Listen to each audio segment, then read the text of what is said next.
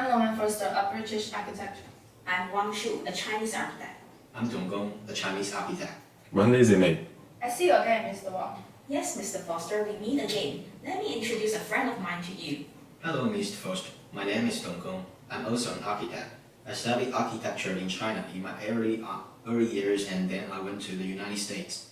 I talked to Ms. Wang about your previous topic, so I'm interested in joining your exchange. And this is a topic that I probably have more say in. Hello, Mr. Dong. Nice to meet you. After the two exchanges with Mr. Wang, it was refreshing to me to think about Chinese architecture. I'd also like to hear why you would be more vocal. Mr. Foster, Ms. Wang, how similar you two are.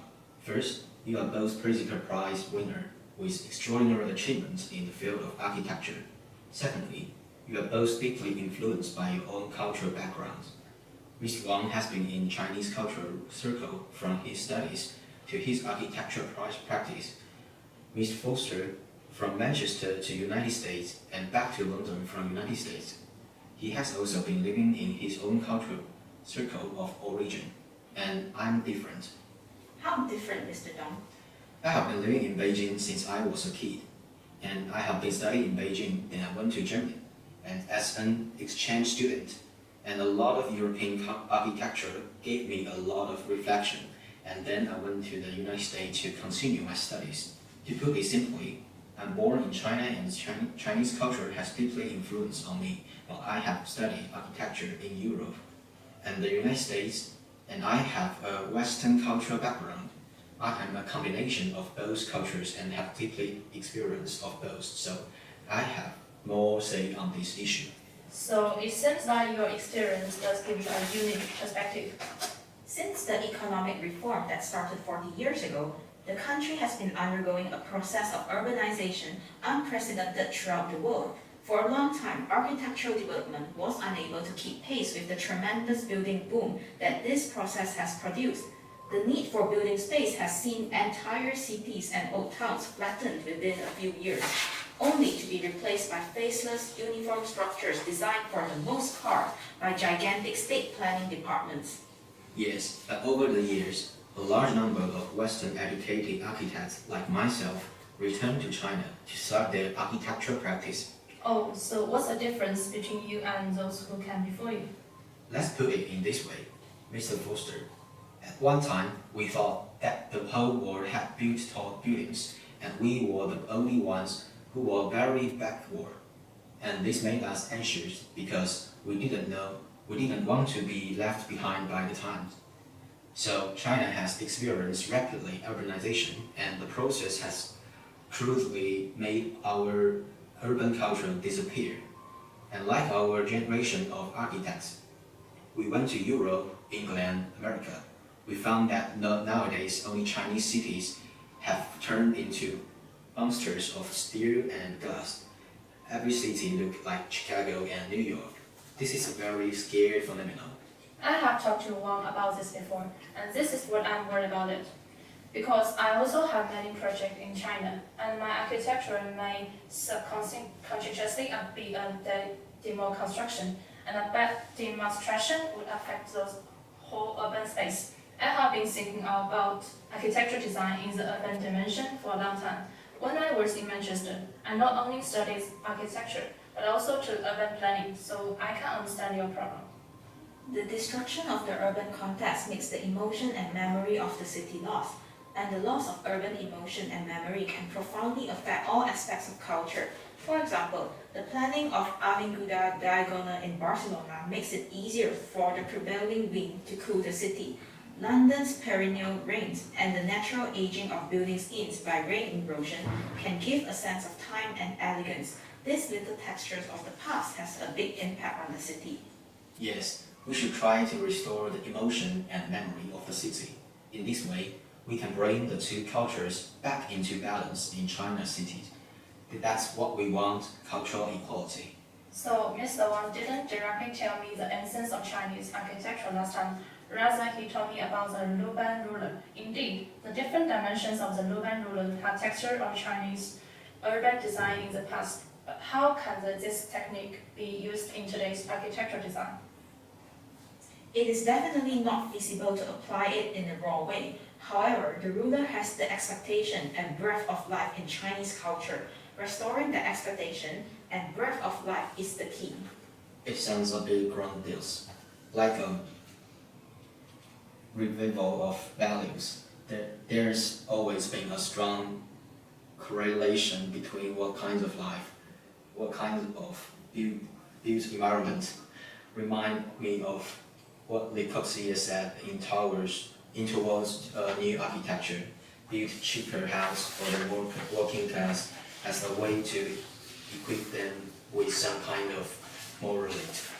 In other words, you want to achieve an impression of Chinese morality through architecture as a way to rebalance the culture in Chinese cities. Maybe so. My choice is to go to the villages to practice my ideas. There is still a shadow of the Chinese city in the village. I went to a place far from the city of Hangzhou and built the campus of the Chinese Academy of Arts, and went to some other villages to do some designs for them. My approach is not quite the same as Miss Wang's. Miss Wang is salvage the culture of Chinese cities. I, on the other hand, chose a reconstructive. However, the reconstruction I'm talking about is different from reconstruction in the sense of archaeology. One does not expect to live in the architecture of the past. This is also the case in Europe. There are a large number of buildings from the past are remote and repurposed. In this adapt reuse, something else is given to the building, activating the cultural attributes of the building itself. Mr. Dong, I've talked to Mr. Wang about his project before. Can you tell us about your practice? Sure, East Force. This project is a library nearby the sea, which medium people like to call the loneliest library. Yes, with a strong sense of emotion. In design, I used a material like fair-faced concrete. As you can see in the photos, the material contributes a lot of expression of beauty. However, today the building is not as perfect as the photo. What do you mean? Why is it not perfect anymore? There is a point in China that you don't know much about. China may have many outstanding architects. However, many of the construction workers in China do not have a good educational background, and many of them cannot even read the drawings. The proportion of such skilled workers is much smaller in China than Western countries. As a result, the construction of buildings can be rough. Therefore, architects have to consider the skills of local workers and change the design to make the construction less difficult. Moreover, new buildings often become unattractive in a short time. Yes, many buildings are not as moving as the pictures on the internet promise. So how do you fix that? The client of the building wanted my design to attract foot traffic, to give the surrounding business district a chance to grow. So the choice was made to try make the building the most perfect at moment of completion of construction. Of course, I know that this goes against the ancient Roman architects' concept of architecture. In the past, the idea was that a building should be strong, functional, and beautiful. However, this ephemeral fragile beauty was necessary to safety the client's requirements. It was surprising. It shook my values. You have to meet the technical requirements of China now, and you have to meet your client's mission. In this paradox, we are creating a value. Yes, it was a very risky attempt. It could have failed my client's investment and my reputation could have been damaged. But the results have been great. Nearly 3,000 people came to see this little library every day, and the commercial projects developed by my clients have become more profitable as the result. It's really another perspective, balancing the clash of Western and Chinese cultures in Chinese cities. I think this conflict too, as you're on yourself, timeless beauty and fragile beauty. Interesting attempt. I noticed one more thing. In my observation of architecture in the West, every project has to use some conventional means to meet some physical level of the client's needs. For example, what kind of function is best of school? How a space can serve people better. Yes, my architectural practice is heavily involved in designing and developing new technologies, making architectural spaces better for people, just like Apple Park. I used a different approach in one way of my designs. My client is a fisherman. He often has to go out to sea to fish. The site is located in an area that is often attracted by typhoons in summer, His wife and daughter often worry about him. So for this house, I started from the sensibility. The whole building is developed vertical. In order to get a better view, then as many windows as possible. Use an M at the harbor. That way his wife and daughter could see him sail smoothly and return home safely. Mr. Foster uses technology to create a better space from a rational point of view. Mr. Dong from the emotional point of view to take care of the customer's emotions. Some kind of implication is again a kind of epitome of cultural balance between China and West. I also have another nice attempt. This building was originally a sugar factory. Now it's going to transform this industrial heritage into a hotel. The original factory has some textures of Chinese architectural form from a special period, and I have kept this form intact. I have arranged main living space on the outside using a more modern form and architectural language. But in the connection part of building, I designed a unique form to connect the architecture spaces. The materials and technology are very traditional. For the landscape, I kept part of the original factory structure as part of the outdoor pool. The columns are arranged with a very strong classical architecture. For the other part of the landscape, I borrowed from Chinese gardens and echoed the architectural more culture.